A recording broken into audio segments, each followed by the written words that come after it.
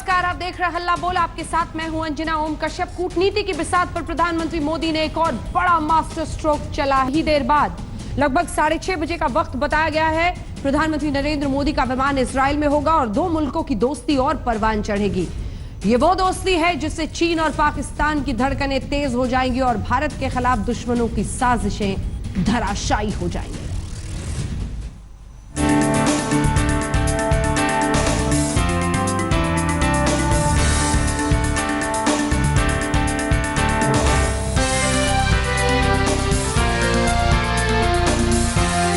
एक कूटनीतिक दौरे के लिए इससे बेहतर माहौल नहीं हो सकता।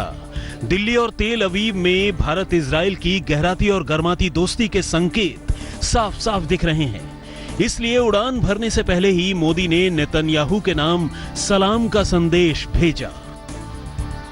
मोदी के दौरे को कामयाब बनाने की जमीन इजराइल में भी तैयार हो चुकी है।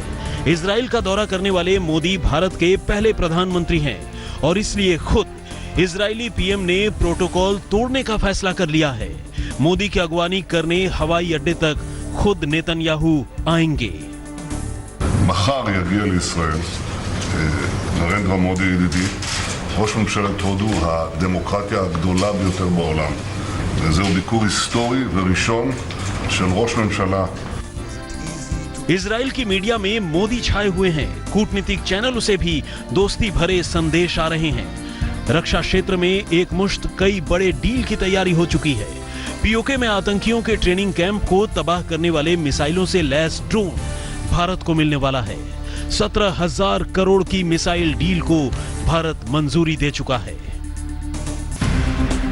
इजराइल भारत का आजमाया हुआ डिफेंस पार्टनर रहा है, लेकिन सबसे अहम बात यह है कि भारत ने फिलिस्तीन की जगह इजराइल को अहमियत देने की नई कूटनीति पर अमल की शुरुआत की है।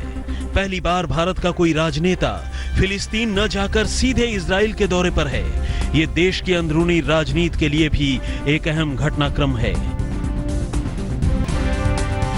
पीएम मोदी एक बार फिर लकीर से हटकर नई लकीर खींचने जा रहे हैं। उनका इजराइल दौरा कुछ पुराने मिथक तोड़ेगा तो कुछ नए समीकरण की बुनियाद बनेगा। आज तक ब्यूरो। और इसी पर चर्चा करने के लिए कई खास मेहमान हमारे साथ जुड़ रहे हैं। अब से कुछ ही देर में प्रधानमंत्री नरेंद्र मोदी पहुंचेंगे इजराइल, लेकिन उससे पहले आपका परिचय करा दें। असदुद्दीन ओवैसी एआईएमआईएम के मुखिया हमारे साथ जुड़ गए हैं। Lieutenant general retired Shankar Prasad हमारे साथ हैं। Sushant Sarin strategic affairs analyst हमारे साथ हैं और सुधांशु त्रिवेदी होंगे भारतीय जनता पार्टी की तरफ से।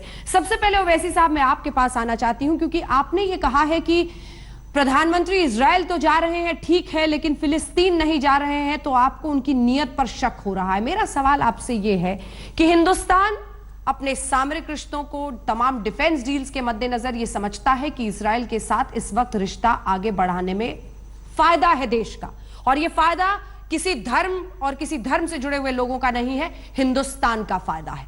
आपकी आंखों में यह क्यों खटक रहा है?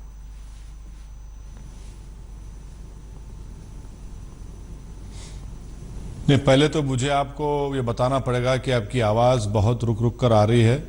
तो मैं आपका सवाल उसका जो लबोलाब है समझ चुका हूं, तो आप उसका जवाब ये है कि पिछले 70 साल से हमारे मुल्क की पॉलिसी ये रही है, बल्कि हमारे फॉरेन पॉलिसी के कॉर्नरस्टोन रहा है कि हमने फ़लस्तीनी कॉज की हमेशा तायद की है।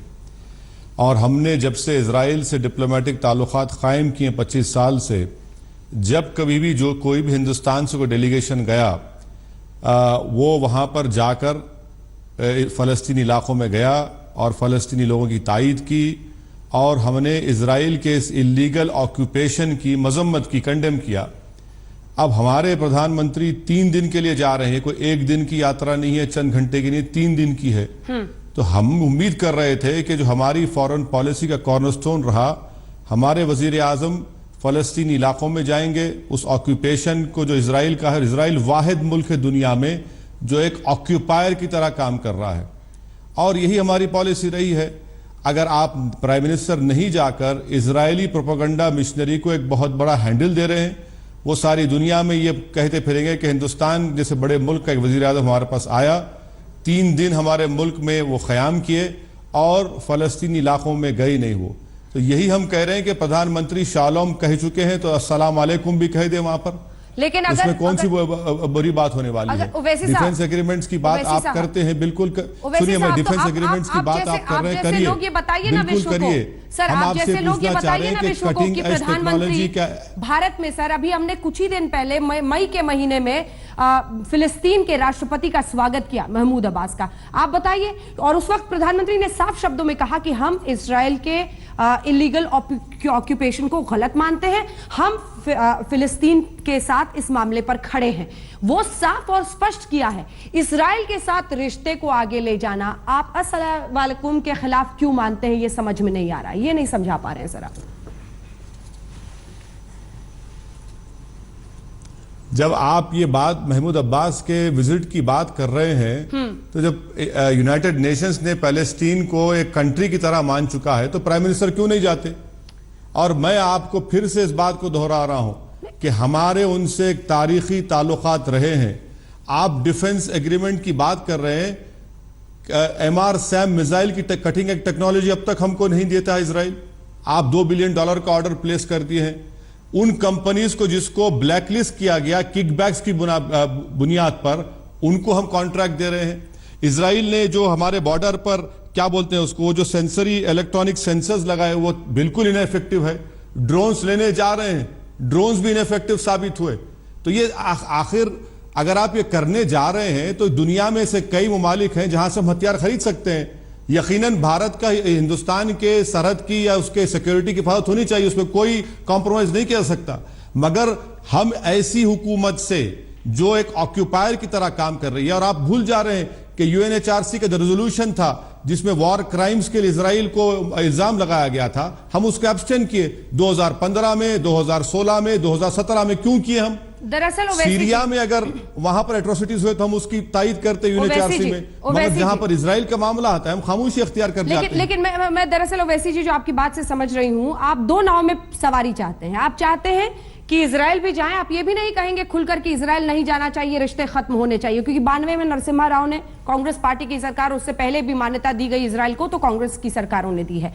आप ये भी नहीं कहेंगे कि इजराइल से रिश्ता तोड़ लो, लेकिन आप ये कहेंगे इजराइल के साथ साथ आप प्रतीकात्मक रूप से जाकर वहां पर भी फिलिस्तीन में। तो क्या हम ये माने कि एक धर्म विशेष को देखकर अब फॉरेन पॉलिसी बनाएगा एक देश?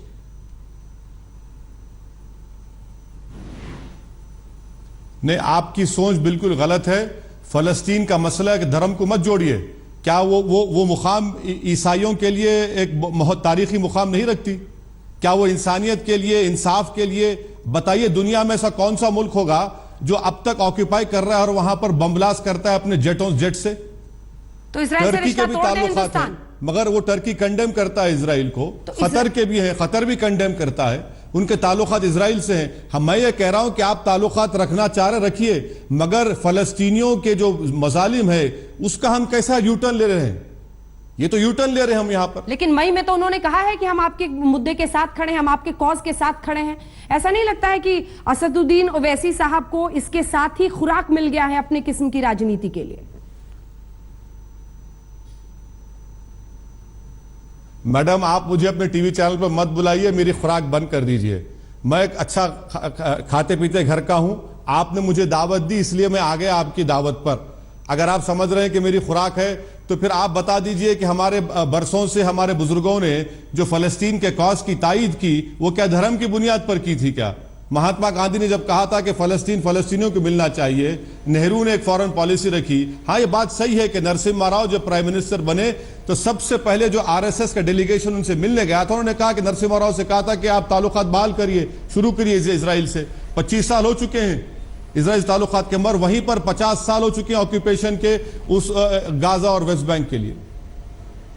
मैं अब चाहती हूं कि सुधांशु त्रिवेदी जी को इस बहस में मैं शामिल करूं। सुधांशु त्रिवेदी जी, उनका सिर्फ ये कहना है कि प्रधानमंत्री जा रहे हैं, अच्छी बात है, वो इसके खिलाफ नहीं है, इस्राइल के साथ रिश्ते बेहतर हों, लेकिन फिलिस्तीन नहीं जा रहे, इससे वो क्या संदेश देने की कोशिश कर रहे हैं, ये ज्यादा खतरनाक हो सकता है। या फिर आप सीधे सीधे नकार रहे हैं कि बीजेपी को मुसलमानों की जरूरत नहीं, अगर आप कहते हैं कि वोट बैंक से जुड़ा हुआ है। देखिए अंजना जी, जब भी हम अंतर्राष्ट्रीय कूटनीति में किन्हीं देशों के साथ संबंध रखते हैं तो वह परिस्थिति सापेक्ष होता है। जैसे याद करिए, उन्होंने ओवैसी जी ने ठीक कहा कि 60-70 साल से रवायत रही है, तो 60-70 साल से यह भी रवायत रही थी। आप याद करिए कि जो भी व्यक्ति ब्रिटेन का, अमेरिका का, बड़े यूरोपियन कंट्रीज का आता था भारत, तो वो पाकिस्तान भी जाता था, मगर रवायत पिछले 10-15 साल से खत्म हो गई। उसका कारण यह था कि अब भारत और पाकिस्तान की कोई तुलना नहीं रह गई। ये थी कभी बात 50 साल पहले, 60 साल पहले, जब दोनों इक्वेट किए जाते थे। वही हालात अब इजराइल और फिलिस्तीन में है। फिलिस्तीन इजराइल एक साथ आए। आज आप देखिए, जैसे भारत पाकिस्तान एक साथ बने, आज कहां भारत खड़ा है science and technology, development, creative and other things में। लगभग वही हालात वहां फिलिस्तीन और उनके, जहां तक फिलिस्तीनियों का जो नेचुरल जस्टिस है, जो उनका हक है, वेस्ट बैंक और गाजा स्ट्रिप को लेकर जिस प्रकार का ऑक्यूपेशन है, उस पर हम उनकी बात से साथ सहमत हैं। परंतु यह भी एक यथार्थ है कि इकोनॉमी हो, टेक्नोलॉजी हो, उसमें जिस प्रकार की श्रेष्ठता इजराइल ने हासिल की है, वो अपने आप में बहुत काबिले तारीफ है और किसी भी देश को इसी हिसाब से रखना पड़ेगा। और रही बात इसकी, जो इन्होंने कहा कि वो ऑक्यूपायर की तरह काम कर रहे हैं, तो ये भी बात है भाई, उन देशों में अगर आप देखें तो जब आतंकवाद का दौर दुनिया में शुरू हुआ तो सबसे पहला आतंकवाद का शिकार होने वाला इजराइल था। मेरी जहां तक मेमोरी है कि दुनिया का पहला प्लेन हाईजैक जो हुआ है वो 68 या 69 में हुआ, वो एक इजरायली प्लेन हाईजैक किया गया था, इजिप्ट में ले जाकर उतारा गया था। अगर पहली बार किसी ओलंपिक में जाकर किसी कंट्री की टीम के लोगों को गोली मारी गई है तो 72 के म्यूनिख ओलंपिक में, तो वो भी इजराइल शिकार था। हम भी आतंकवाद के शिकार रहे। तो अब वहां लड़ाई नैतिकता के पैमाने की नहीं, विशुद्ध राजनीतिक हो गई है। और हम फिलिस्तीन के हक को मानते हैं, मगर हम डिप्लोमेसी के यथार्थ को भी समझते हैं। और जहां तक आप कहेंगे किसी धर्म विशेष और ये वाली बात अगर आप कहेंगे, तो मैं कहूंगा दुर्भाग्य रहा भारत का 60-70 सालों में कि हमारी इंटरनेशनल डिप्लोमेसी, हमारी इंटरनल पॉलिटिक्स की वोट बैंक पॉलिटिक्स से प्रेरित होती रही। यह कदापि नहीं होना चाहिए। अंतर्राष्ट्रीय कूटनीति राष्ट्रीय हितों से प्रेरित होनी चाहिए, ना कि हमारी अंदरूनी राजनीति के वोट बैंक पॉलिटिक्स। ठीक है, ओवैसी जी एक रिएक्शन आपका इस पे, जिसके बाद में केसी सिंह और सुशांत सरीन और जाऊंगी जनरल प्रसाद के पास। तस्वीरें भी हम दिखा रहे हैं, प्रधानमंत्री का वहां स्वागत के लिए रेड कार्पेट ट्रीटमेंट उनको दिया जा रहा है। नेतन्याहू खुद वहां पर कुछ देर में पहुंचने वाले हैं। इसका जवाब आपसे चाहते हैं। दरअसल अगर आतंकवाद से लड़ने में बहुत बड़ी सहायता मिलती है इजराइल के साथ हाथ जोड़कर, तो इस पर क्या आपत्ति हो सकती है? वो कह रहे हैं कि फिलिस्तीन के मुद्दे पर हम उनकी लड़ाई में उनके साथ खड़े हैं। ओवैसी जी, मैं आपको कह रहा हूं कि आतंकवाद की लड़ाई की बात सुधांशु साहब कर रहे हैं। सुधांशु साहब मेरे को यह बताइए कि ज़कीउर रहमान लखवी, हाफिज सईद 26/11 में उन्होंने हिंदुस्तानियों को शहीद किया, जिसमें एक इजरायली फैमिली मारी गई थी। क्या किया इजराइल हमारी मदद? आपका डेविड हेडली वहां पर बैठकर डिपोज करता है, तहव्वुर राना को हमारे हवाले नहीं करवा सकते, डेविड हेडली को हमारे हवाले नहीं करवा सकते। और अगर इजराइल अमेरिका इतने करीबी हमारे ताल्लुकात हैं, तो भाई आप स्ट्रेटेजिक एग्रीमेंट उससे साइन क्यों नहीं कर लेते इजराइल से? आप स्ट्रेटेजिक एग्रीमेंट साइन करिए। इजराइल जो सेंसरी क्या बोलते हैं उसको, जो बॉर्डर कंट्रोल पे इलेक्ट्रिक सेंसर्स लगाया, आतंकवादी तो गुजरे हैं सुधांशु साहब, उनके ड्रोन फेल हो गए हैं। कहां तक आतंकवाद को रोकने में इजराइल हमारी मदद किया, बताइए आप। ये तो हमारी मुल्क की सिक्योरिटी सिस्टम हो या हमारे मुल्क के जवान उन्होंने मुकाबला किया। ये एक बाऊ बनाकर रख दिया इजराइल को कि इजराइल के पास ऐसा है। मैं आपको कह रहा हूं कि सुधांशु साहब, आप तो काफी विद्वान आदमी हैं, कभी एक किताब पढ़ लीजिए जो इजराइल के एजेंट ने लिखा था कि एक जमाने में इजराइल LTT को भी ट्रेनिंग दे रहा था और श्रीलंका की आर्मी को भी ट्रेनिंग दे रहा था। तो यह कहना कि इजराइल के पास टेररिज्म के हर मर्ज के इलाज है, यह बिल्कुल गलत है। यह बिल्कुल गलत है, इसको हमको समझने की जरूरत है। आतंकवाद का हर आखिरी उपाय इजराइल से ही मिलेगा, यह मान लेना सही है क्या सुधांशु जी? देखिए, ये हम कदापि नहीं कहते कि किसी एक देश के पास सारे मर्ज की दवा है, और ना ही ये हो सकता है किसी एक देश के आतंकवाद से के द्वारा हम अपने देश के आतंकवाद को ठीक कर लेंगे। यहां पे सिर्फ ये है कि एक टेक्नोलॉजी, कुछ चीजें ऐसी विशेषज्ञता है जो उन्होंने इस संदर्भ में प्राप्त की, जिसमें इंटेलिजेंस हो, इंटरनल सिक्योरिटी हो, जिसमें हमें उनका लाभ मिल सकता है। इससे अधिक हम और कोई बात नहीं करने की बात कहते हैं। हाँ, एक बात वैसे मैं और कहूंगा on A lighter note, Bharat और इजराइल में एक और समानता है। दोनों दुनिया के एक प्री हिस्टोरिक कंट्री है, प्राग ऐतिहासिक राष्ट्र हैं। दोनों एक साथ अस्तित्व में आए थे। 14 मई 1948 को इजराइल और 15 अगस्त 1947 को भारत। और आज जब 21st सेंचुरी में हम उभर के सामने आए हैं तो दोनों ने टेक्नोलॉजी इकोनॉमी में बहुत प्रगति की है। और आज दुनिया की सबसे बड़ी जो पावर अमेरिका कही जाती है, वहां पे सबसे पावरफुल लॉबी इजराइल की मानी जाती है और सेकंड पावरफुल लॉबी इंडिया की माने जाने लगी। तो मैं कहूंगा कि उन्होंने भी प्रगति की है, हमें भी हर देश से जिसने प्रगति की हमें कुछ सीखना चाहिए और किसी भी चीज को बहुत रिलीजियस नजरिए से या मजहबी चश्मे से नहीं देखना चाहिए। यह भी आप याद करिए पिछले 60-70 सालों में कितने नोबेल प्राइज इजराइल वालों ने प्राप्त किए। छोटा सा देश, उसने किस ढंग से लड़ाई लड़ते हुए 7-7 कंट्रीज के साथ आपस में लड़ाई लड़ते हुए भी उसने अपने को डेवलप किया। तो हमें उनसे कुछ अगर दक्षता सीखने को मिलती है तो हमें सीखना चाहिए। हम ये नहीं कहते कि उनका हर इंटरेस्ट हमारे इंटरेस्ट से मैच ही खाता होगा। वैसी जी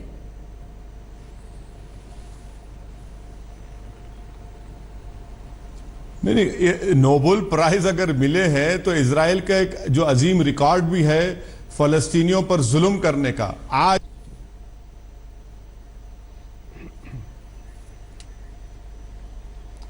तस्वीरें इस बीच हम आपको दिखा रहे हैं, वहां पर प्रधानमंत्री नरेंद्र मोदी का जी बोले काउंसिल के रेजोल्यूशन पास किए गए हैं, उन तमाम की धज्जियां उड़ा रहा है इजराइल।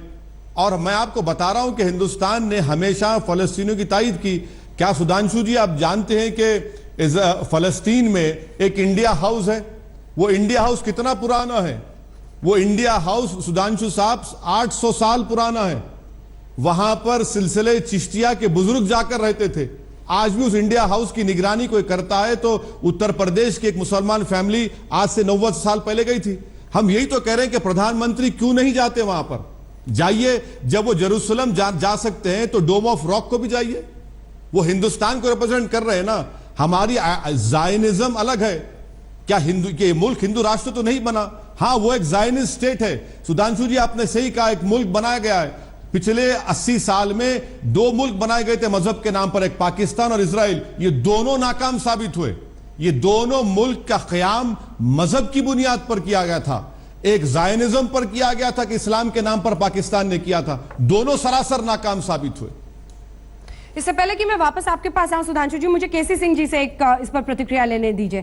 केसी सिंह जी, जो अभी तक बातें कही गई उसमें यही समझाया गया कि फिलिस्तीन हमेशा जाने के पीछे या फिलिस्तीन को फेवरेट बनाकर दिखाने की एक कोशिश हमेशा इसलिए की गई तमाम पार्टियों की तरफ, खासतौर पर कांग्रेस पार्टी की तरफ से, ताकि वो देश के अंदर बैठे मुसलमानों की नाराजगी ना मोल ले। क्या सच में ऐसा है? क्या फॉरेन पॉलिसी में इन बातों को ध्यान में रखना जरूरी होता है?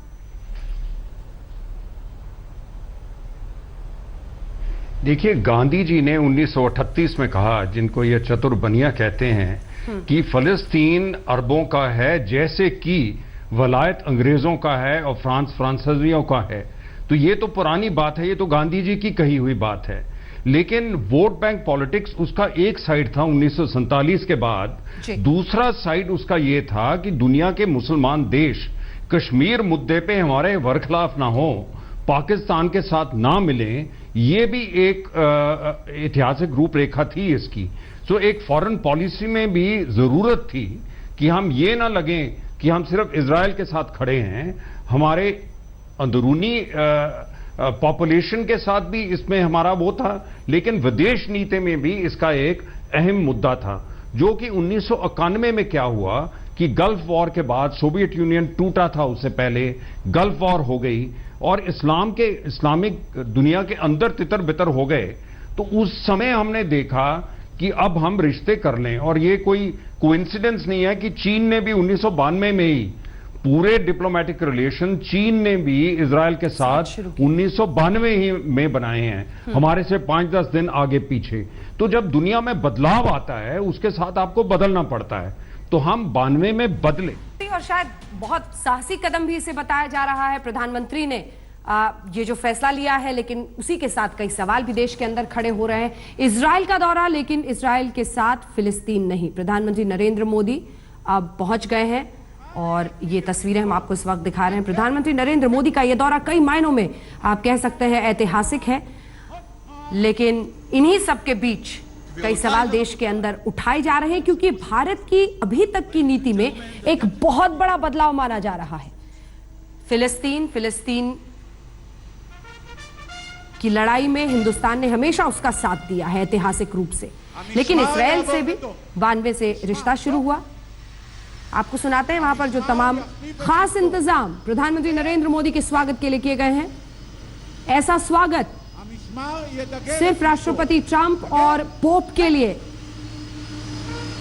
रखा गया है और वही स्वागत आज खुद प्रधानमंत्री नेतन्याहू के साथ प्रधानमंत्री के लिए सामने रखा गया है।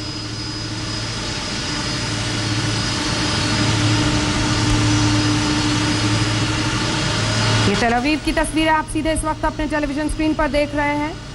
प्रधानमंत्री नरेंद्र मोदी वहां पर पहुंच चुके हैं और उनके भव्य स्वागत की तैयारी।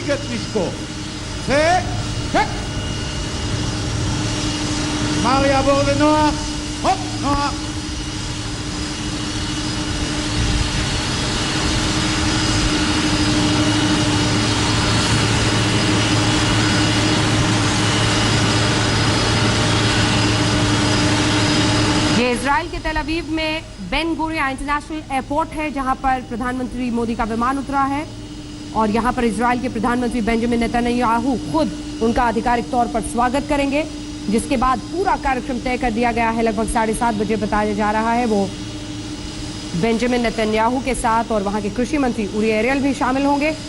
एक खास एग्रीकल्चरल पार्क को देखने के लिए जाएंगे। 9 बजे से 9:45 तक वो वाशेम जाएंगे। यहां पर मेमोरियल सेरेमनी में वो दरअसल हिस्सा लेंगे और 10:30 बजे प्रधानमंत्री मोदी इजराइल के प्रधानमंत्री के साथ जो उनका जेरूसलम में आवास है वहां जाएंगे। यहां के रिसेप्शन में हिस्सा लेंगे और साझा बयान भी जारी करेंगे।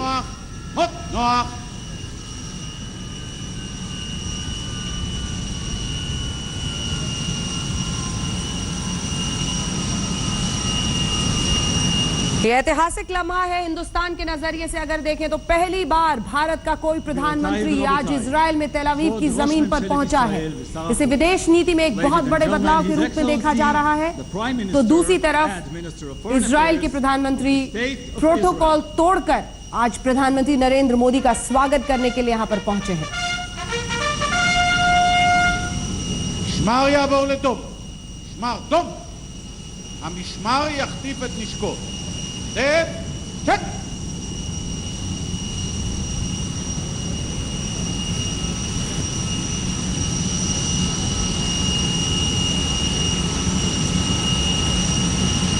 המשמר ידגל את נשקו.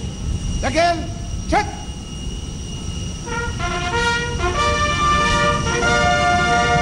और ये आप इजराइल के प्रधानमंत्री बेंजामिन नेतन्याहू को इस वक्त देख रहे हैं जो वहां पर पहुंच चुके हैं प्रधानमंत्री नरेंद्र मोदी के स्वागत के लिए।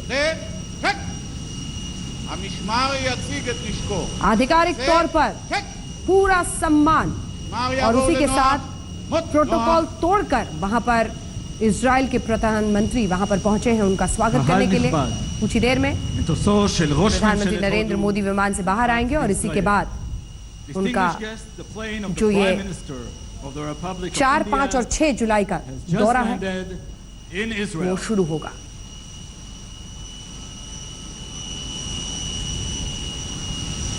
ये बेन गुरियन इंटरनेशनल एयरपोर्ट है तेल अवीव का जहां पर यह स्वागत किया जा रहा है। कुछ घंटे यहां पर प्रधानमंत्री बिताएंगे जिसके बाद वो जेरूसलम में जो आवास है नेतन्याहू का वहां पर उनके साथ जाएंगे और रात के भोज का आयोजन वहीं पर किया गया है।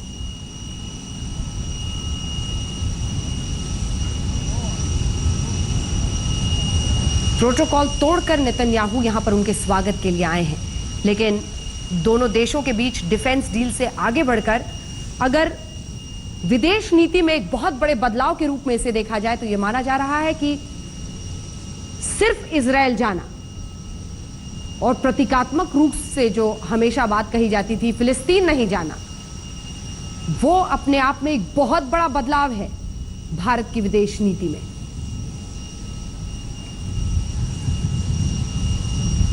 इसे कई मायनों में एक बहुत बड़ा साहसी कदम भी बताया जा रहा है क्योंकि प्रधानमंत्री नरेंद्र मोदी ने यह फैसला लिया कि वो इजराइल का दौरा करेंगे। हालांकि इससे पहले मई के महीने में फिलिस्तीन के भी מות נוח. राष्ट्रपति हिंदुस्तान आए थे। सभी खास मेहमान हमारे साथ बने हुए हैं जिनके साथ हम लगातार चर्चा कर रहे हैं। मैं आपके पास लेफ्टिनेंट जनरल शंकर प्रसाद आना चाहती हूं। हिंदुस्तान के नजरिए से देखें तो ये विदेश नीति में शिफ्ट कह लें, अलग अलग तरीके से इसको देख लें, एनालाइज कर लें। हिंदुस्तान के नजरिए से, डिफेंस डील के नजरिए से अगर देखें तो एक आर्मी मैन होते हुए आप क्या समझाएंगे, कितना फायदेमंद?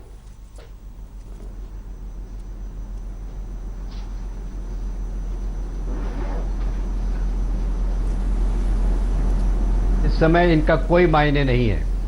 भारत और इजराइल के डिफेंस के फील्ड में बहुत अच्छे रिलेशन रहे हैं और मैं समझता हूं इनको और बेहतर बनाने की बहुत जबरदस्त आवश्यकता है। जी। जो भी विजिट इस समय हो रही है वो एक पर्टिकुलर मकसद के लिए हो रही है, एक पर्टिकुलर ऑब्जेक्टिव के लिए हो रही है और ऑब्जेक्टिव साफ है। जिसकी समझ में नहीं आ रहा वो न समझे, उनकी मर्जी है। मेरी समझ में क्लियरली आ रहा है और जो लोग इन चीजों से वाकिफ हैं उन्हें क्लियरली समझ में आ रहा है कि इस विजिट का मतलब क्या है। देखिए, पैलेस्टाइन का मकसद अलग है, उसको छोड़ दीजिए। It is not our major concern at the moment. We have good relation with them. इस समय भारत पीड़ित है टेररिज्म से। प्रधानमंत्री ग्लोब का चक्कर लगा रहे हैं टेररिज्म को एक साथ जोड़ के उसके बरखिलाफ एक्शन लेने के लिए।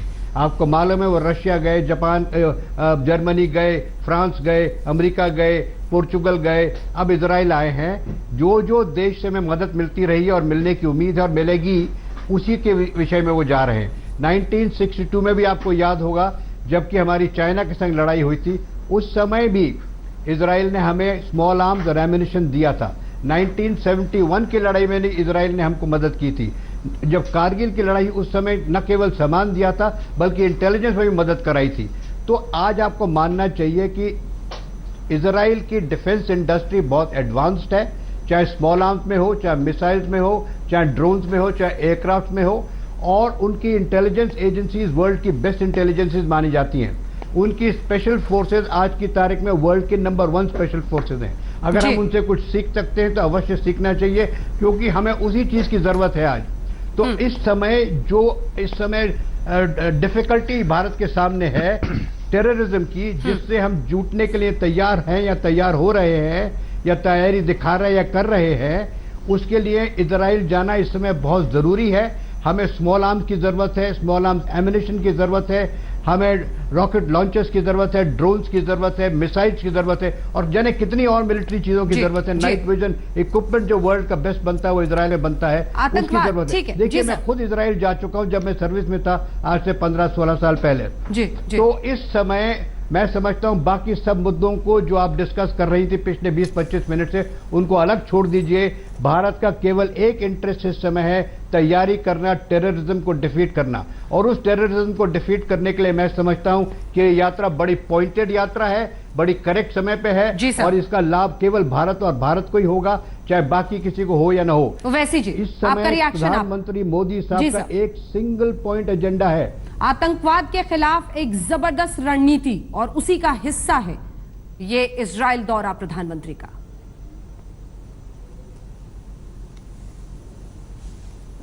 इजराइल से हम आतंकवाद के कंट्रोल पे क्या सीखेंगे? दुनिया को अगर सीखना है आतंकवाद पे कैसे कंट्रोल करना है तो हिंदुस्तान से सीखना पड़ेगा। इजराइल तो एक इलीगल ऑक्यूपायर है जो अपने ही ऑक्यूपायर में वहां पर जाकर अपने एयरक्राफ्ट से बमबारी करता है। और अगर हम आतंकवाद की बात कर रहे हैं तो भाई हमको कौन सा फायदा करवाया इजराइल ने? क्या चीन जो हमको कह रहा है, जो इन्होंने इक्विपमेंट दिया था बॉर्डर के ऊपर, आज भी इन्फिल्ट्रेशन हो रहा है, उनके ड्रोन्स नाकाम साबित हुए और कटिंग एज टेक्नोलॉजी हमको नहीं दी जाती। क्यों नहीं दी जाती? सरफेस टू सैम मिसाइल में, सरफेस टू एयर मिसाइल में कटिंग एज टेक्नोलॉजी नहीं दी जाती। कहां गया? अभी आपके जो गेस्ट कह रहे थे कि हमको हथियार चाहिए, कहां गया मेड इन इंडिया? कहां गया मेड इन इंडिया? और आप मेड इन इंडिया की बात नहीं करेंगे। हम इतने बड़े अगर कंट्री में मेड इन इंडिया की बात करते हैं तो हथियार इजराइल से खरीद रहे हैं। इजराइल का हथियार में क्या दुनिया में दूसरी जगह से नहीं खरीद सकते? हमको हथियार नहीं मिलेगा क्या? हम पैसा दे रहे हैं क्या? इजराइल क्या हमको स्पेशल रेट दे रहा है क्या? कंसेशन दे रहा है या डिस्काउंट दे रहा है इजराइल हमको? हम तो सारी दुनिया से, फ्रांस से हम एयरक्राफ्ट खरीद रहे हैं, यूएस से हमने वहां पर ऑर्डर दिया है, रशिया से हम खरीद रहे हैं। आपको मैं बता रहा हूं कि मैं डिफेंस स्टैंडिंग कमेटी का मेंबर था 6 साल और जितने भी इजराइल से कॉन्ट्रैक्ट साइन हुए पूरे के पूरे नाकाम साबित हुए।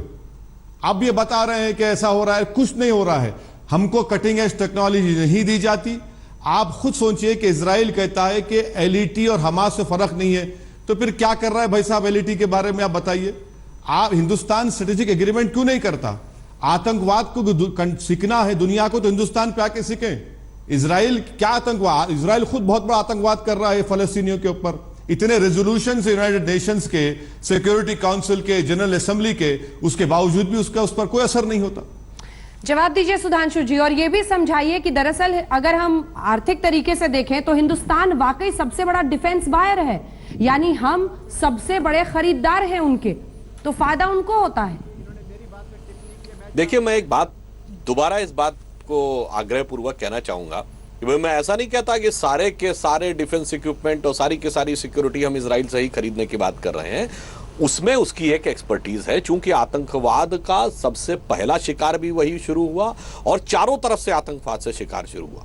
तो आप देखिए, उन्होंने कुछ टेक्नोलॉजी भी डेवलप की। इसके अलावा उन्होंने आतंकवाद से लड़ने की एक जिजीविशा भी दिखाई थी। जो पुराने लोग होंगे याद होगा 1972 के म्यूनिख ओलंपिक में जो ब्लैक सितंबर आतंकवादी संगठन था, उसने इजरायली खिलाड़ियों की हत्या की थी। उसके बाद जितने भी लोग उसमें आरोपी थे वो ज्ञात या अज्ञात तरीके से सब कहीं ना कहीं मार दिए गए अगले 6-7 साल में। तो वो कहीं ना कहीं ये भी दर्शाता है कि आतंकवाद के साथ किस दृढ़ता के साथ लड़ना चाहिए, वो भी दिखाया। हाँ, अभी जैसे सिंह साहब ने एक बात कही, वो बात सही थी कि उस जमाने में हमारे कंसर्न्स इस बात से प्रभावित थे कि कहीं पाकिस्तान कश्मीर के मुद्दे पे मुस्लिम देशों का समर्थन न ले ले। तो आज हम इस स्थिति में आ गए हैं कि पाकिस्तान को अलग थलग करने में सफल हुए हैं और अब तमाम मुस्लिम देश कश्मीर और आतंकवाद के मुद्दे पे पाकिस्तान के साथ नहीं खड़े हैं। तो हमारा वह कंसर्न कम भी हुआ है। और यह तब शुरू हुआ था, याद करिए, कारगिल वॉर 1999 में पहला मौका था जब भारत पाकिस्तान के बीच होने वाले किसी कॉन्फ्लिक्ट में Pakistan organisation of Islamic countries में प्रस्ताव नहीं पारित करवा पाया था। मोदी जी की सरकार ने आने के बाद तो यूनाइटेड अरब अमीरात और संयुक्त अरब अमीरात जैसे देशों के साथ भी आतंकवाद के मुद्दे पर वो पाकिस्तान के साथ नहीं आना चाह रहे। और एक बात और कहना चाहूंगा साहब, भारत ने तो 1992 में इजराइल से संबंध बनाया। सबसे पहला मुस्लिम कंट्री कौन था इजराइल से संबंध बनाने वाला?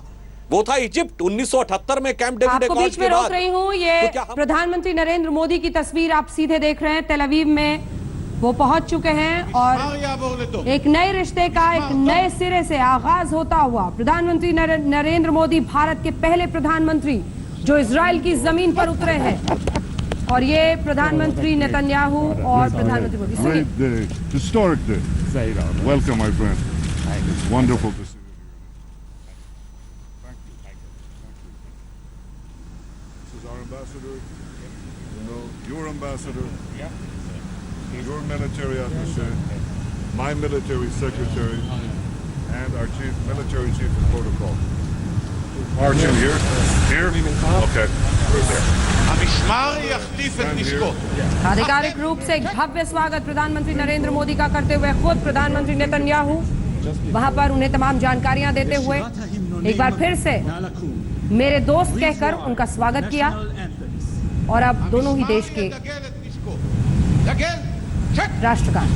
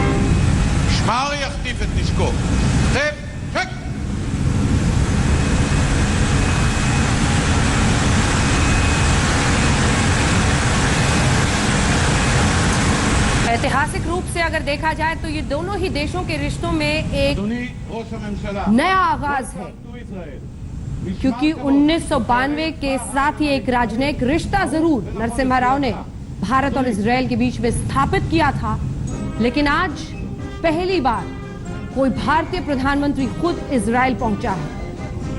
और इस दौरे का महत्व और भी इसलिए बढ़ जाता है क्योंकि वो फिलिस्तीन नहीं जा रहे।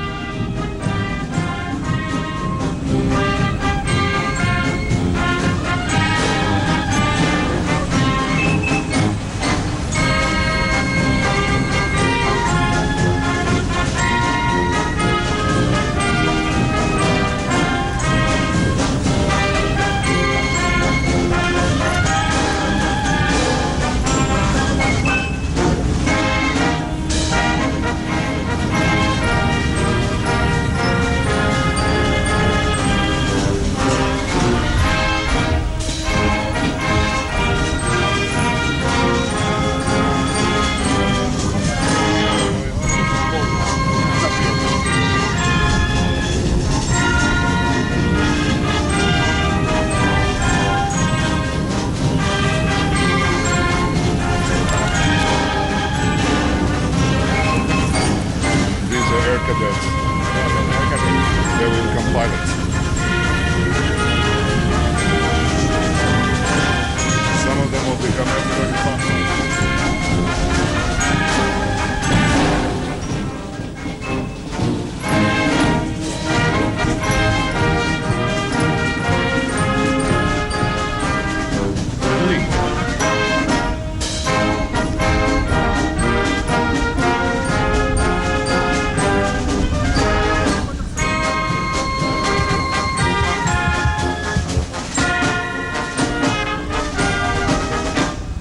שמר יציג את נשקו. צא, שק! שמר יעבור לנוח. מות, נוח.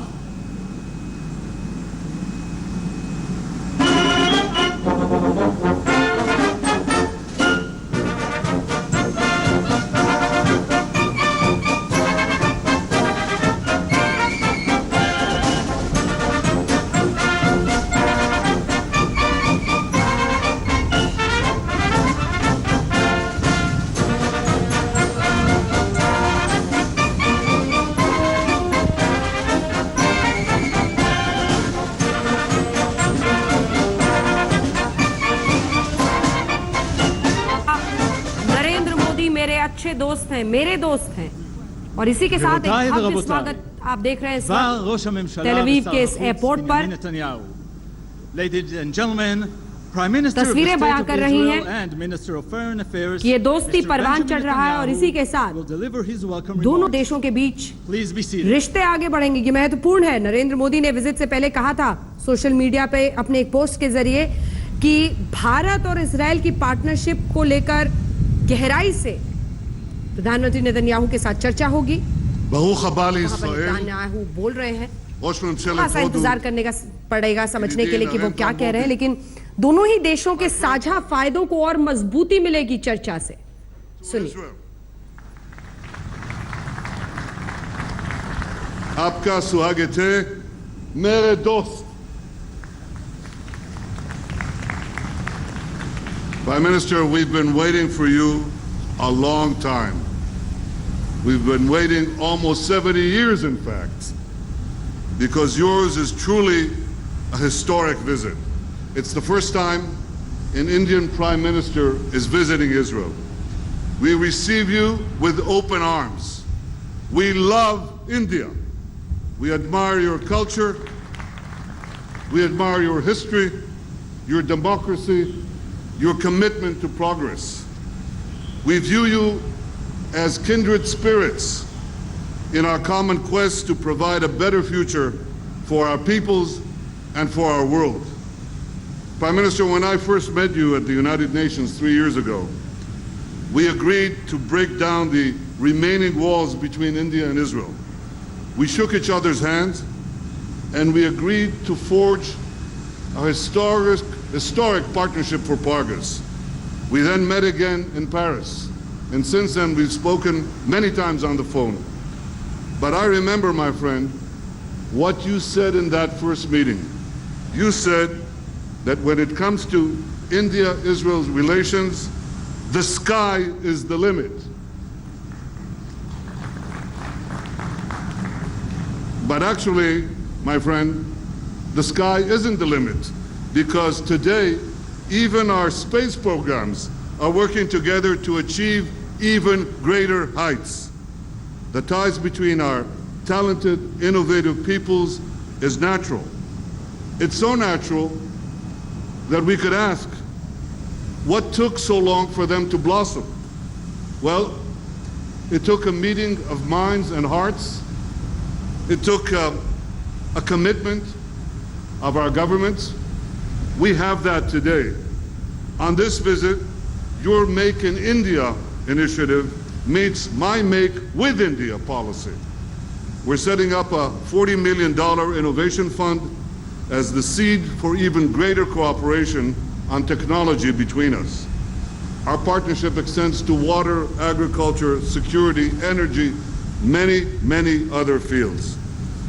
I believe the formula for success is simple. It's I square, T square. That equals Indian talent times Israeli technology. It equals Israel-India's ties for tomorrow. I square, T square. Now, I'm confident, this is the degree of mathematics I remember from my student days, but I'm confident of the real mathematics of life. I'm confident of the success of our partnership for many reasons. First is the talent of our peoples. It's been said, Prime Minister, that in Silicon Valley in California, the two most common languages overheard are Hindi and Hebrew. Occasionally, one hears some native English too. Second, I believe in the success of our partnership because of the great sympathy between our peoples, the natural camaraderie between Indians and Israelis. The Jews of India and the 100,000 Israelis of Indian descent are a wonderful human bridge between our two nations, our two peoples. Third, I'm confident of our success because of leadership. Prime Minister Modi, you're a great leader of India and a great world leader. Your visit to Israel is a testament to that. Our two peoples have deeply held values rooted in ancient cultures, yet we both seek to realize the promise of a better future. I know, and this visit marks that very clearly, I know that we can do even more, even better, together. Welcome to Israel, my friend, Prime Minister Modi. Shukran. Thank you.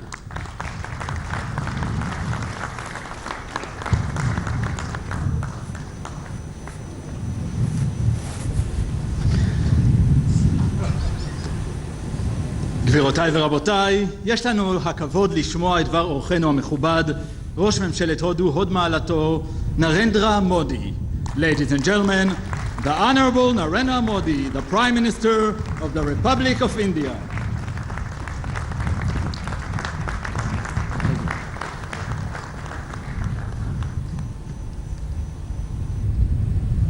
Excellency Prime Minister Netanyahu, ladies and gentlemen, Shalom, Leklam, Anisemia Mayot, Lehiat Po.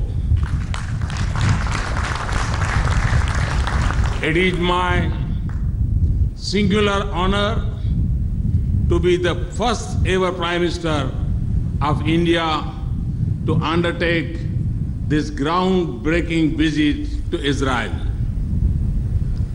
I want to thank my friend Prime Minister Netanyahu for the invitation and for receiving me with so much warmth. My visit celebrates the strength of centuries-old links between our societies. Based on these bonds of our partnership has maintained a strong and sustained upswing since the establishment of full relationship, diplomatic relations 25 years ago. Friends, the people of Israel have built a nation on democratic principles. They have nurtured it with hard work, greed, and the spirit of innovation. You have marched on regardless of adversity and converted challenges into opportunity. India applauds your achievements.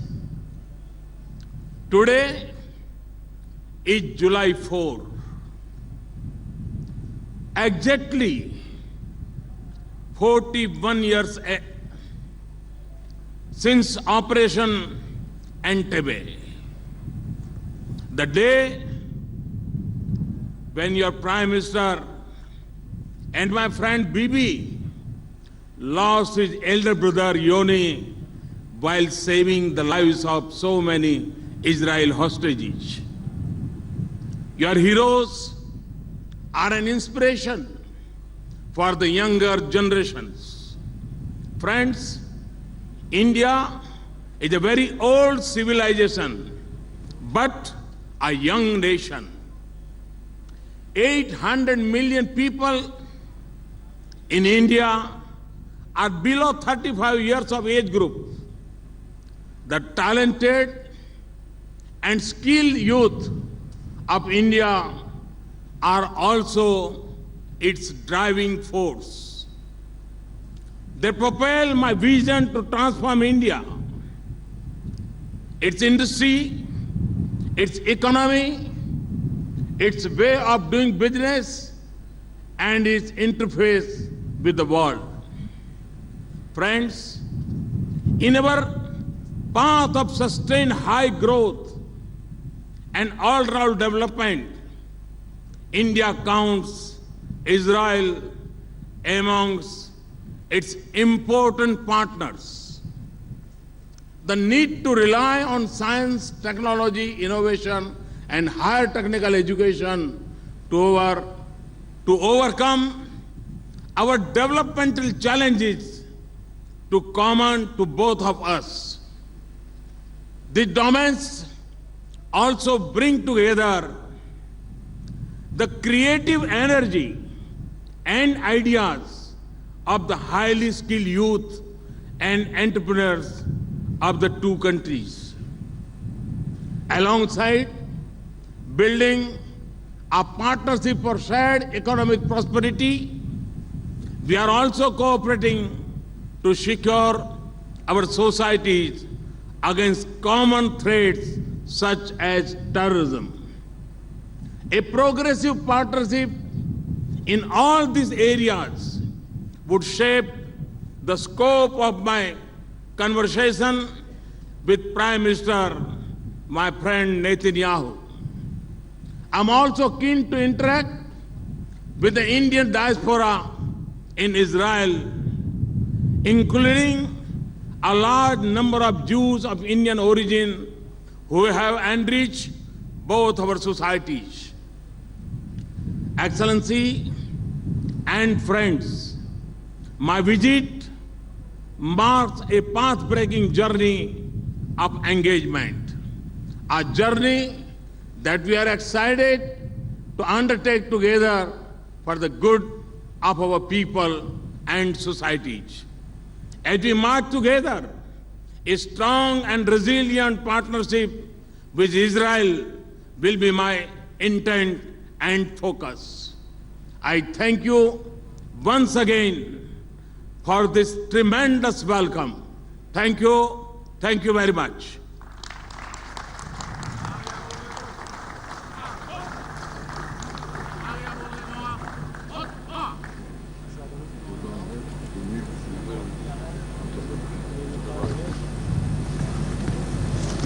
का पहला Israel दौरा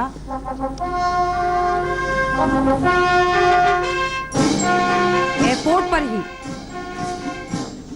प्रधानमंत्री नरेंद्र मोदी और प्रधानमंत्री Netanyahu की बात रखते हुए स्वागत के 2 शब्द बोलते हुए। और अब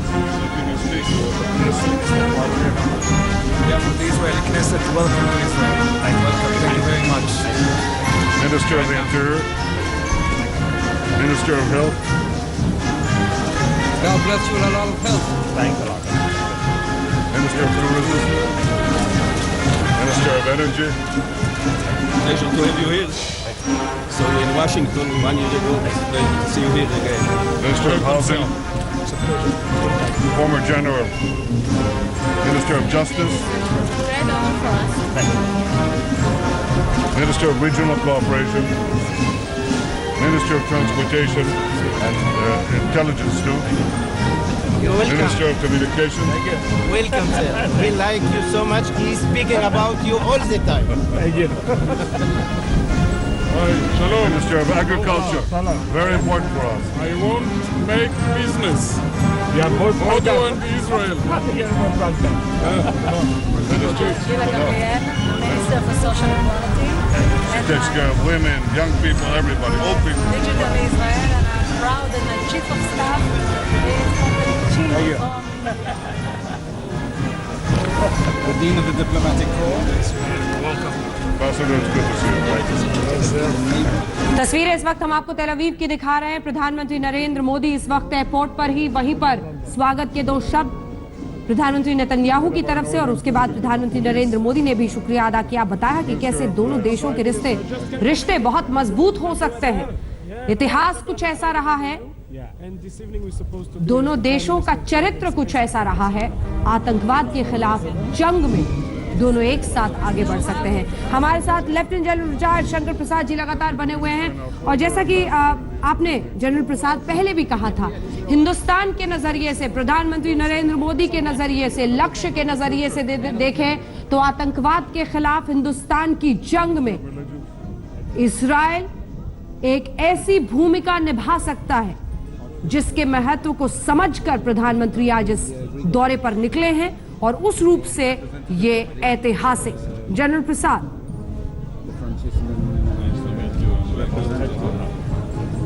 बिल्कुल आपने ठीक कहा।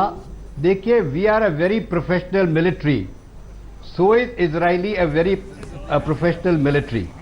अगर एक प्रोफेशनल आदमी दूसरे प्रोफेशनल आदमी से कुछ सीख सकता है तो इसमें कोई आपत्ति की बात नहीं होनी चाहिए। अगर आप ये समझते हैं कि वर्ल्ड के हम ही केवल हैं तो गलत है। जो अच्छी बातें हैं दूसरों से सीखने में कोई आपत्ति नहीं होनी चाहिए। दूसरी बात, आपके शुरू में डिस्कशन में बहुत चर्चा हुई, पॉलिटिकल चर्चा ज़्यादा रही। मैं आपसे सफा कहना चाहता हूं कि मैंने 40 साल से ऊपर नौकरी की है। मैंने भारत सेना के जितने हथियार हैं खुद फायर करके देखे हैं। मैं पर्सनली इजराइल जा चुका हूं, उनकी इजरायली आर्मी से इंटरैक्ट कर चुका हूं। उनके जो स्मॉल आर्म्स हैं वो वर्ल्ड के अंदर आज की तारीख में मैं समझता हूं बेस्ट हैं। उनकी जो नाइट विजन इक्विपमेंट है वो वर्ल्ड के किसी भी पैमाने में बेस्ट। और कई एक चीजें उनकी डिटेल में जाने की जरूरत नहीं है। बहरहाल कहना ये काफी होगा कि it is a dealing between 2 strong militaries, 2 strong professionals.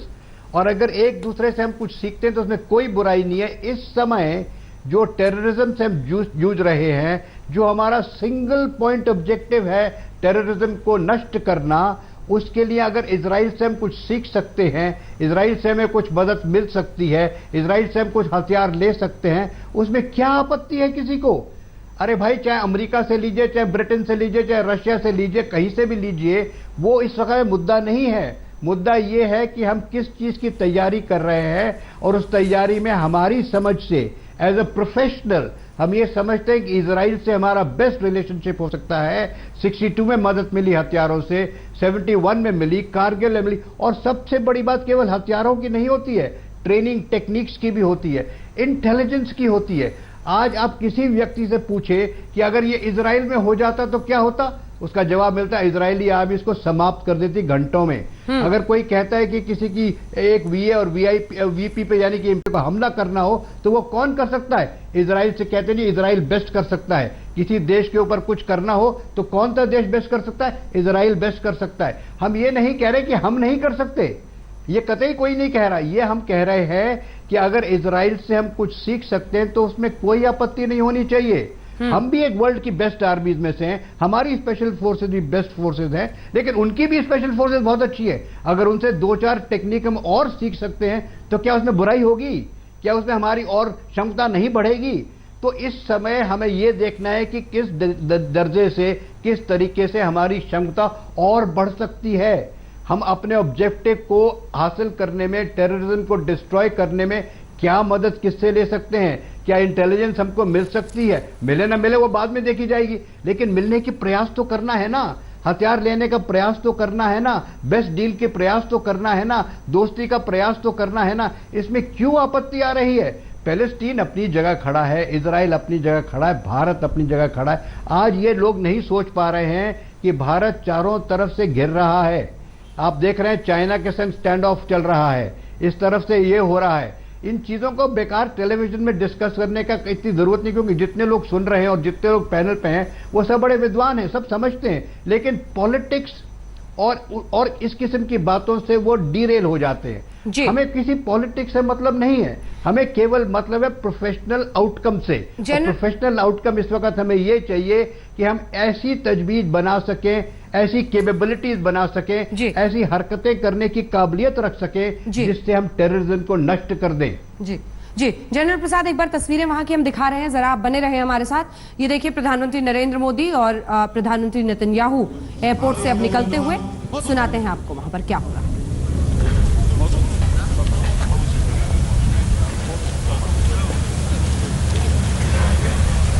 यहां से जो कार्यक्रम है वो हम आपको लगातार बता ही रहे हैं। 6:30 बजे ये विमान वहां पर लैंड हुआ, 7 बज गए हैं। 7:30 बजे के आसपास बेंजामिन नेतन्याहू और इजराइल के कृषि मंत्री ऊरी एरियल के साथ मिशमर हशीवा जाएंगे प्रधानमंत्री। यहाँ वो एक एग्रीकल्चरल फार्म है, कृषि फार्म है, बहुत बड़ा, फूलों का बहुत बड़ा बाग है, वो देखेंगे। दोनों देशों के झंडे आप इस वक्त देख रहे हैं। तिरंगा तेल अवीव की जमीन पर लहराता हुआ पहला प्रधानमंत्री का दौरा भारत की तरफ से, और ये 9:45। ये महत्वपूर्ण होगा। प्रधानमंत्री मोदी याद वाशेम जाएंगे, एक मेमोरियल सेरेमनी में वहां हिस्सा लेंगे, और उसके बाद 10:30 बजे जेरूसलम पहुंचना है, क्योंकि वहीं पर प्रधानमंत्री नेतन्याहू का घर है और वहीं पर रात के रिसेप्शन और भोज का आयोजन किया गया है। तो लगभग 11-11:15 ये डिनर वहां पर किया जाएगा और फिर आज के दिन के कार्यक्रम का समापन होगा। ये 3 तस्वीरें हम आपको आपके टेलीविजन स्क्रीन पर इस वक्त दिखा रहे हैं। आज तक पर प्रधानमंत्री नरेंद्र मोदी और प्रधानमंत्री बेंजामिन नेतन्याहू, भारत और इजराइल के रिश्ते में एक नई इबारत आज लिखी है प्रधानमंत्री मोदी ने। 4 जुलाई वो तारीख जब पहली बार इतने दशकों के इंतजार के बाद कोई भारतीय प्रधानमंत्री सीधे इजराइल पहुंचा है। कई इसके वजह बताई गई हैं। फिलिस्तीन को लेकर हिंदुस्तान का संकल्प, उनकी लड़ाई में उनका साथ देना, लेकिन इसी के साथ क्या उसको एक तरफ रखते हुए हिंदुस्तान और इजराइल के रिश्तों को आतंकवाद के नजरिए से एक जबरदस्त समग्र जंग में शामिल होने वाली दोस्ती के साथ आगे बढ़ाना सही होगा। ये विदेश नीति अपनाई है नरेंद्र मोदी की सरकार ने, और इस बदलाव के साथ ही भारत और इजराइल के रिश्ते आपको साफ दिखाई दे रहे हैं कि वो कहां से कहां पर पहुंच गए हैं। हमेशा माना गया कि पारंपरिक रूप से भारत और इजराइल के बीच में, भारत और फिलिस्तीन के रिश्ते के बीच में एक बैलेंस बनाने के लिए कोई भी भारत का प्रधानमंत्री इजराइल नहीं जाता था, लेकिन प्रधानमंत्री नरेंद्र मोदी ने यह ऐतिहासिक फैसला लिया। वो इजराइल जा रहे हैं, फिलिस्तीन नहीं जा रहे हैं। इजराइल के साथ रिश्तों को आगे बढ़ाते हुए 3 दिन का यहां पर उनका कार्यक्रम है, जिसमें अनेकों मुद्दों पर अलग अलग एग्रीमेंट्स होने हैं, अलग अलग तरीके से समझौते होने हैं। बीते दिन इजराइल के एक चैनल को इंटरव्यू देते हुए प्रधानमंत्री ने साफ किया कि वाटर मैनेजमेंट बड़ा सिंपल सी चीज है, लेकिन अपने पानी की कमी को लेकर इजराइल ने जो टेक्नोलॉजी का इस्तेमाल किया, तकनीक का इस्तेमाल करके अपने आप को पानी में संपन्न बनाया, उन्होंने इस बात के लिए इजराइल की प्रशंसा की। आतंकवाद के मुद्दे पर उन्होंने बताया कि कैसे हम एक बड़ी चुनौती का सामना मिलकर करेंगे। 3 बार गले मिले हैं प्रधानमंत्री और इजराइल के प्रधानमंत्री। ये जैसे ही प्रधानमंत्री नीचे पहुंचे, वेलकम यू माय फ्रेंड, आपका स्वागत करता हूं मैं मेरे दोस्त, ये कहा नेतन्याहू ने और गले मिले। फिर जब वहां भाषण देने पहुंचे तब मिले, फिर वहां से निकले तब मिले। यानी एक अलग सी दोस्ती, एक अलग सा रिश्ता साफ दिखता हुआ। और संकेत ऐसे साफ मिल गए थे क्योंकि राष्ट्रपति ट्रंप, अमेरिकी राष्ट्रपति ट्रंप और पोप के अलावा किसी को इस तरह का स्वागत मिला ही नहीं है। प्रोटोकॉल तोड़कर बेंजामिन नेतन्याहू ने आज भारतीय प्रधानमंत्री का ऐसा भव्य स्वागत किया है जिसकी तस्वीर आप इस वक्त देख रहे हैं। इतिहास रचा गया है। प्रधानमंत्री मोदी ने और नेतन्याहू दोनों ने ही साफ साफ गिनाया कि दोनों देशों का जो इतिहास रहा है उसके मूल में जाएं तो बेहतर रिश्ते आगे बनते हुए साफ दिखाई देते हैं। और ये कहा जा सकता है कि विदेश नीति में एक बहुत बड़ा ये बदलाव है, इस नजरिए से भी है कि हिंदुस्तान अब खुलकर इस्राएल के साथ अपने रिश्तों को सामने लाता हुआ, स्वीकारता हुआ, आगे ले जाता हुआ बहुत तेजी से। चाहे वो आतंकवाद का मुद्दा हो, आतंकवाद के मुद्दे से देखें तो आपको हम जरा बता दें कि ये जो आर्म्ड ड्रोन्स की बात हो रही है, यानी ड्रोन जो कि स्पेशल है खास तौर पर ऐसी जगहों के लिए जहां पर आतंकवाद के खिलाफ आपको जंग लड़नी पड़ती है।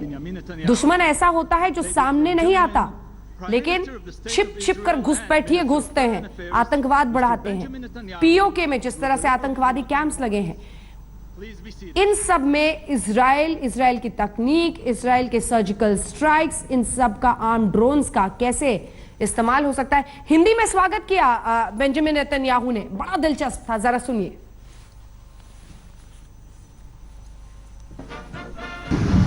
Yedidi Narendra Modi, my friend Prime Minister Narendra Modi, welcome to Israel. आपका स्वागत है मेरे दोस्त।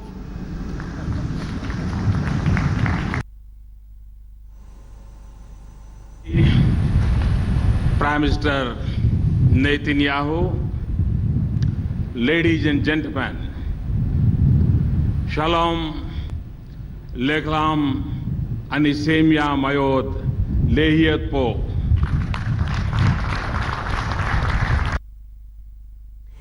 तो प्रधानमंत्री बेंजामिन नेतन्याहू ने हिंदी में स्वागत किया और प्रधानमंत्री नरेंद्र मोदी ने इजराइल में वहां की भाषा में वहां के लोगों का शलोम बोल के स्वागत किया। यह इतिहास एक नए सिरे से लिखने की कोशिश है प्रधानमंत्री नरेंद्र मोदी की तरफ से। विदेश नीति में एक बड़ा बदलाव, क्योंकि अगर आपको याद हो एक वक्त पर यासिर अराफात फिलिस्तीन के नेता बड़े ही लोकप्रिय थे, कांग्रेस पार्टी से बड़े अच्छे रिश्ते थे, इंदिरा गांधी से बड़े अच्छे रिश्ते थे, लेकिन वहां से बढ़ते हुए आज हम इस मकाम पर आए हैं कि प्रधानमंत्री ने मई के महीने में जब राष्ट्रपति आए थे फिलिस्तीन के, तो ये कहा कि हां फिलिस्तीन पर में गाजा स्ट्रिप के मुद्दे पर हम आपके साथ हैं, लेकिन इस्राएल को अलग और नए सिरे से इस रिश्ते को आगे ले जाते हुए। पद्मजा जोशी हमारे साथ, हमारी सहयोगी इस वक्त सीधे तेल अवीव से जुड़ रही है। पद्मजा, तस्वीरें बयां कर रही हैं कितनी गर्मजोशी से प्रधानमंत्री नरेंद्र मोदी का स्वागत किया गया है। ऐतिहासिक दौरा प्रधानमंत्री का, क्या कुछ समझे, क्या कुछ देखें। और बड़ा दिलचस्प रहा, प्रधानमंत्री ने वहां पर नेतन्याहू ने हिंदी में स्वागत किया प्रधानमंत्री का। बिल्कुल, और उसके पहले आपको याद होगा अंजना, जब प्रधानमंत्री मोदी का दौरा होने वाला था उसके पहले एक वीडियो रिलीज किया गया था जो हाई कमीशन है इजराइल का भारत में, उन्होंने एक वीडियो रिलीज किया था जहां पर the man on the street, जो इजराइल में जो यंग लड़के लड़कियां हैं वो प्रधानमंत्री मोदी को हिंदी में स्वागत कर रहे थे, उनका कह रहे थे कि आपका स्वागत है, आपकी यात्रा सफल रहे। और अब खुद जो है नेतन्याहू ने उनका इस तरीके से स्वागत किया है। एक बात तो बहुत साफ है, जो इस दौरे की अहमियत है उसको दोनों देश समझ रहे हैं। इजराइल में इस तरीके का एक्साइटमेंट है, आपको बताएं अंजना कि यहाँ पे जो लीडिंग डेलीज हैं वो कह रही थी कि आप डोनाल्ड ट्रंप को लेकर के इतना एक्साइटेड थे, इजराइल को जाग जाना चाहिए क्योंकि दुनिया का जो सबसे इम्पोर्टेंट नेता है वो टेल अवीव आने वाला है। वो ये समझ रहे हैं कि इतने सालों के बाद एक तरीके से जो लेजिटिमेसी, जो डीहाइफिनेशन हुआ है इजराइल और पैलेस्टाइन का, इसको इस तरीके से समझ सकते हैं कि हम बार बार जो एक अंतर्राष्ट्रीय प्लेटफॉर्म है उसमें भारत पाकिस्तान को साथ में जोड़ करके हमेशा बात की जाती थी, उस तरीके से इजराइल और पैलेस्टाइन को हमेशा साथ में जोड़ करके बात की जाती थी। जो भी कोई जो बड़े नेता आते थे इजराइल में, वो पैलेस्टाइन भी जाते थे, वहां भी जाके मुलाकात करते थे। इस बार प्रधानमंत्री मोदी ने ये फैसला लिया है कि वो इजराइल में आकर के यहाँ का दौरा करेंगे और साथ ही साथ पैलेस्टाइन नहीं जाएंगे। इसका कहने का मतलब ये नहीं है कि पैलेस्टाइन के साथ हमारे रिश्तों में कुछ फर्क पड़ा है। रिश्ते हमारे साथ पैलेस्टाइन के भी हैं। जो महमूद अब्बास हैं वो मई के महीने में ही भारत आए थे, पर इस बार सिर्फ उस डी लिंकिंग को करके एक बहुत बड़ा स्टेटमेंट भारत ने दिया है और इस बात को इजराइल समझ भी रहा है और उसको अप्रिशिएट भी कर रहा है। बिल्कुल, और ये तस्वीरें साफ बयां कर रही हैं कि दोनों देशों के रिश्तों में आने वाले ये 3 दिन नए सिरे से एक इबारत लिखेंगे और उस इबारत में आतंकवाद के खिलाफ कैसे दोनों देश डिफेंस समझौते करके बेहतर तकनीक की तरफ बढ़ सकते हैं आतंकवाद के मुद्दे पर, यह महत्वपूर्ण होगा हिंदुस्तान के नजरिए से।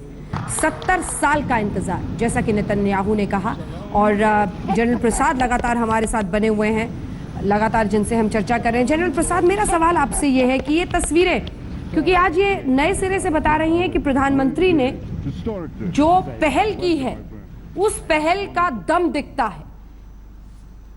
भारत के नजरिए से देखें तो नेतन्याहू ने एक ऐतिहासिक स्वागत आज यहां पर प्रधानमंत्री नरेंद्र मोदी को दिया है। ये देखिए, सुनिएगा।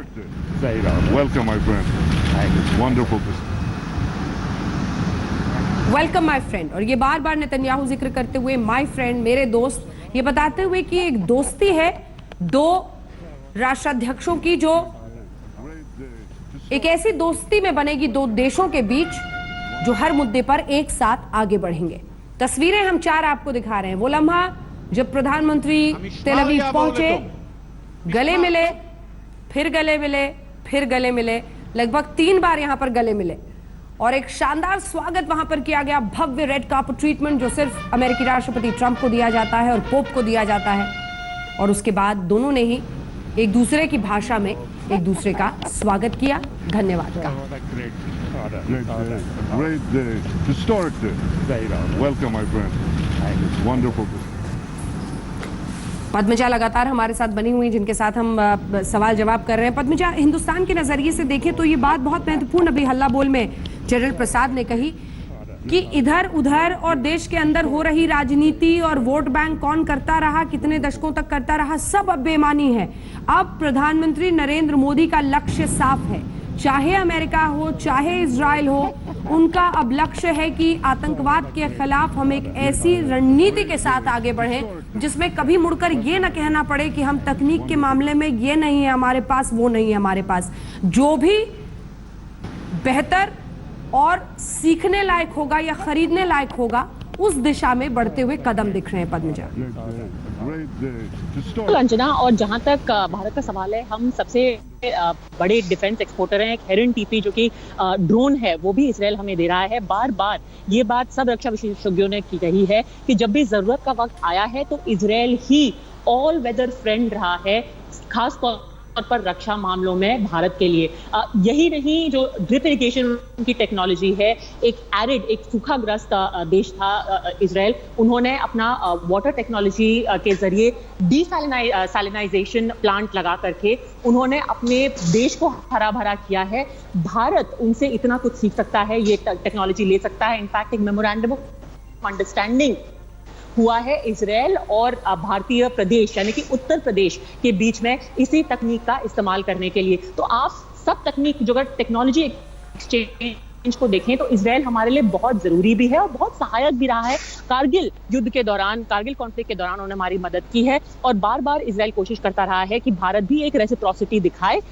डिप्लोमेटिक रिलेशंस आखिरकार जाकर के पीवी नरसिम्हा राव ने ये बहुत ही अहम कदम उठाया था। उसके पहले डिप्लोमेटिक रिलेशंस भी नहीं थे, सिर्फ एक कॉन्सुलेट होती थी। पीवी नरसिम्हा राव ने ये जरूरी कदम उठाया था पहले, और अब जाकर के 25 साल बाद प्रधानमंत्री मोदी ये बहुत जरूरी एक संदेश दे रहे हैं कि जो हमारे साथ खड़ा है, जो भारत के साथ आतंकवाद के खिलाफ लड़ने में खास तौर पर खड़ा हुआ है। भारत भी उसके साथ खड़ा रहेगा। आपको याद होगा कि अभी जो एक इंटरव्यू दिया है प्रधानमंत्री मोदी में, उसमें फिर से उन्होंने आतंकवाद के बारे में बात की है और कहा है कि आतंकवाद के खिलाफ दोनों देशों को लड़ने की बहुत जरूरत है। और एक दूसरी चीज ये भी है कि जो जूस हैं यहाँ पर, इजरायली जूस हैं, कई सारे हैं जो कि कभी एक वक्त पर रहे हैं भारत में या फिर उनके एंसेस्टर्स रहे हैं, तो एक उस तरह का भी एक बहुत स्ट्रॉन्ग रिलेशन है। और ऐसे करीब 8 से 9 हजार लोग, इनफैक्ट आज भी वो लोग आ रहे हैं प्रधानमंत्री मोदी के होटल में, और कल खास तौर पर एक बहुत विशेष कार्यक्रम वो लोग करेंगे। और कई लोग यहाँ पे एयरपोर्ट पे भी मिलने से उनकी कोशिश कर रहे थे, मिल नहीं पाए। अंजन, बिल्कुल, वहां पर मौजूद भारतीय अगर कुछ देर में आपके साथ होंगे, दिलचस्प होगा देखना कि उनकी क्या प्रतिक्रिया इस पर रहती है और वो प्रधानमंत्री के इस दौरे को क्या देख रहे हैं, किस तरह से देख रहे हैं, वहां पर मौजूद इजराइल के लोग किस तरह से देख रहे हैं। हमारे साथ ब्रिगेडियर बीडी मिश्रा भी अब स्टूडियो में जुड़ गए हैं। भारत के नजरिए से देखें तो ऐतिहासिक दौरा, ये प्रधानमंत्री नरेंद्र मोदी का पहला भारतीय प्रधानमंत्री। दोस्ती मेक इन इजराइल, और वो इसलिए क्योंकि प्रधानमंत्री नरेंद्र मोदी ने एक बड़ा फैसला लिया है, ऐतिहासिक फैसला हो रहा है। 70 साल के बाद कोई भारतीय प्रधानमंत्री पहली बार इजराइल जा रहा है। हालांकि 1992 से, जैसा कि हम लगातार आपको बता रहे हैं, राजनयिक रिश्ते दोनों देशों के बीच शुरू हुए, लेकिन आज जो स्वागत प्रधानमंत्री नरेंद्र मोदी का बेंजामिन नेतन्याहू ने किया है, उससे एक संदेश तो साफ है। दोनों देशों ने यह तय कर लिया है कि आपसे रिश्तों को हम आगे ले जाएंगे, चाहे आर्म ड्रोन्स हो, चाहे तमाम डिफेंस डील हो, उनमें हम आगे बढ़ेंगे, आतंकवाद के खिलाफ एक जबरदस्त रणनीति बनाएंगे। ब्रिगेडियर मिश्रा, ये तस्वीरें क्या कह रही हैं दोनों के बारे में, दोनों देशों के रिश्तों के बारे में? ये तस्वीरें, पहली बात तो जब हम भारत की बात करते हैं तो भारत में जो स्लोगन है, नारा है, जय जवान जय किसान, मोदी जी दोनों वो प्रोग्राम लेके गए हैं। हाँ। जय जवान जय किसान का, और वहाँ पर नेतन्याहू के जिस तरीके से वो ग्रीट कर रहे हैं मोदी जी को, मुझे लग रहा है कि वो उनके आने से ज़्यादा खुश हैं, मोदी जी से भी। जितना मोदी जी खुश हैं वहाँ इजराइल जाके, उससे ज़्यादा नेतन्याहू खुश हैं कि मोदी जी वहाँ आए। ये बड़ा क्लियर लग रहा है जिस तरीके से। और मुझे एक चीज़ और, उन्होंने शुरू किया अपना lecture, welcome you with open arm, I love India, और लास्ट में उन्होंने कहा माय फ्रेंड मोदी। तो ये जो वहां से शुरू किया और खत्म किया पर्सनल दोस्ती से, तो मुझे लगता है कि मोदी जी जहां जाते हैं सब राष्ट्राध्यक्ष इनके मित्र हो जाते हैं। और ये दौर सिर्फ एक जगह नहीं है। अब देखिए अमेरिका में भी यही हुआ। डोनाल्ड ट्रंप को लोग इतना मूडी मानते हैं, इतना वो लोग ये सोच रहे थे कि ये कोल्ड शोल्डर हो जाएंगे, वहां पर फिर हाथ मिला के मिले, और जब विदाई होने लगी तो जफ्फी मारा। तो ये, और दूसरी बात यह है कि मोदी जी हर जगह जाते हैं तो देश ये एक इतना बड़ा वो अपना सिर ऊपर करके जाते हैं कि 125 करोड़ जनता के का मैं प्रतिनिधि हूँ, और हमारे यहाँ ये क्वालिटीज हैं, हम इसमें रिच हैं, इसमें रिच हैं, हम इसमें रिच हैं। और ये कोई आज तक प्रधानमंत्री भारत में नहीं किया, क्योंकि मैंने तो पहले प्रधानमंत्री से लेकर के आज तक देख रहा हूँ, कोई भी प्रधानमंत्री विदेश जाके इस हिम्मत से और इतना सिर ऊंचा करके नहीं कहा कि मेरे देश में ये है, मैं इतना अच्छा हूँ, मेरा ये अच्छा है, हम सब अच्छे हैं। तो ये बहुत बड़ी बात है। बिल्कुल, शुक्रिया आपका हमारे साथ जुड़ने के लिए ब्रिगेडियर मिश्रा। लेकिन कहते हैं कि झप्पी के आगे जहां और भी है, विदेश नीति है, बड़ी जटिल भी होती है, कई बार बहुत आसान भी दिखती है, साहसी भी है, लेकिन इन सब के बीच उम्मीदें भी बहुत सारी होंगी। किस तरह के डिफेंस डील के साथ आतंकवाद में क्या सहायता मिलती है, इस सब पर खास तौर पर होगी देश की नजर। और आज तक की भी देखते रहिए आज तक।